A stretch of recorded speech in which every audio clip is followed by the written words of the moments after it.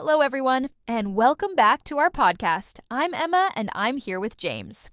In today's episode, we'll be talking about something that's crucial for anyone learning English: how to think in English. It's a skill that can really change the way you learn the language. So if you've been struggling with translation in your head, this episode is for you.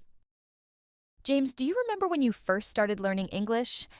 Did you find yourself translating everything in your head from your first language to English? Oh, absolutely. It was so tiring. Every time I heard a word or sentence in English, I would first translate it into my native language and then think about the response in my language before saying it in English. It was like a constant mental process. Same here. I think a lot of learners go through that stage. It can make conversations feel slower and more stressful. But at some point, we need to learn how to think directly in English, right? Yes, that's the goal. And I think the first step is realizing that thinking in English doesn't happen overnight. It's a gradual process. The key is to practice it little by little. Exactly. So, what are some things we can do to start thinking in English? Well, one of the best things to do is to start with simple thoughts. Instead of thinking, "What time is it?" in your first language, try saying it directly in English. What time is it? It sounds simple, but that little shift can make a big difference. I agree. Another thing that helped me was labeling things around the house. I stuck English labels on furniture, kitchen items, and other objects. Whenever I looked at something, I had to say its name in English. It helped me create those connections between the object and the English word. That's a great idea. It's like learning by association. You connect the word to the object or action. I also recommend repeating what you see or hear in English. For example, if you watch a TV show, try to repeat sentences after the characters. It gets you used to the flow of the language and thinking in it. Yes, and don't forget about internal dialogues. If you're going to the store or walking down the street, try to describe what you see in your head in English, even if you're alone. Practice thinking about what's happening around you using English words. I do that too. Sometimes I'm just walking around and thinking, "This street is so busy," or "I'm going to buy groceries now." It sounds silly, but it's a great exercise. The more you do it, the more natural it feels. Another tip I have is to stop translating in your head when you hear or read something in English. It's tempting to think, what does this word mean in my language? But instead, try to understand the meaning of the word from context. Yes, understanding the meaning of a word based on how it's used in a sentence is one of the most powerful ways to learn. It helps you not only remember the word, but also start thinking like a native speaker.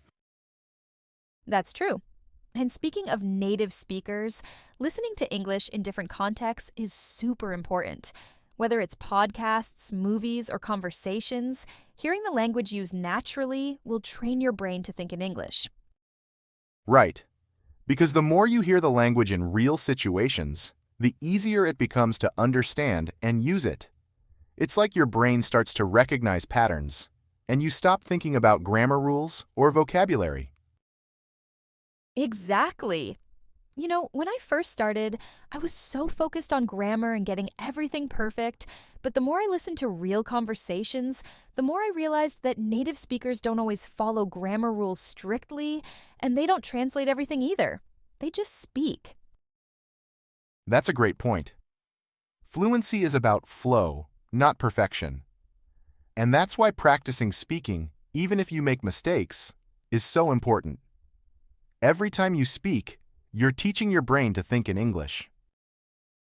And that brings us to another tip: thinking in full sentences. At first, you might only be able to think in short phrases or single words, but over time, try to build up to full sentences. Instead of thinking dog, think the dog is running outside. Yes, because in real conversations, people use full sentences, not just isolated words. So practicing complete thoughts will help you sound more natural when speaking. And don't be afraid to make mistakes. That's a big part of the process. The more you practice thinking and speaking in English, the less you'll rely on translation. Exactly. And another thing I've noticed is that as I get better at thinking in English, I can start to feel more emotion in the language. It's like the more I understand, the more I can feel what's being said, instead of just translating the words. Yes, language isn't just about words. It's about emotions, culture, and expression. When you think in English, you start to understand the culture behind the language too. And that's when you really begin to experience the language. You stop just learning and start living in English. So, what's our advice for anyone listening who wants to start thinking in English? Start small. Begin with simple thoughts, like what's for dinner? Or where's my phone? And gradually try to increase the complexity of your thoughts. And practice makes perfect. The more you expose yourself to English, through reading, listening, and speaking, the more your brain will get used to thinking in the language. Exactly.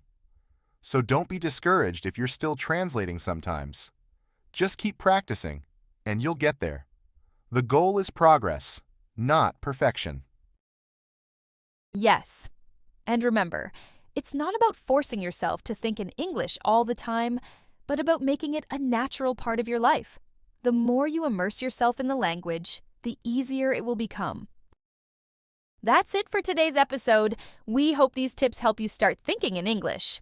Remember, it's a gradual process, but with patience and practice, you'll get there. Don't forget to check out the PDF for this episode. It has vocabulary, exercises, and additional tips to help you along your language learning journey.